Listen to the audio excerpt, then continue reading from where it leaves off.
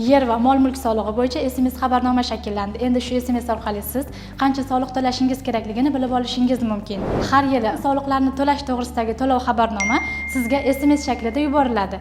SMSda batafsil va to'lash tugmalari bor. Batafsil tugmasini bosish orqali to'lov xabarnomasini, ya'ni maydon va kadastr qiymati, soliq stavkasi va summasi, soliq organi va mas'ul xodimning aloqa raqami haqidagi ma'lumotlarni yuklab olasiz. To'lash tugmasi esa soliq mobil ilovasini ochadi. Ilova o'rnatilgan bo'lsa, to'lovni tez va oson amalga oshirasiz. O'rnatilmagan bo'lsa, ilova yuklab olinadi.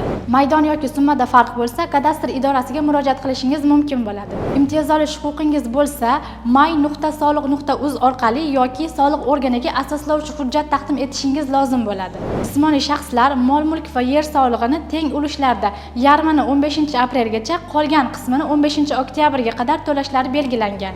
Eslatib o'tamiz, SMS faqat Soliq.uz manzilidan, Perfectum abonentlariga esa 6079 raqamidan yuboriladi. Boshqa manzildan yuborilgan soliq qoid SMSlar soliq organiga tegishli emas.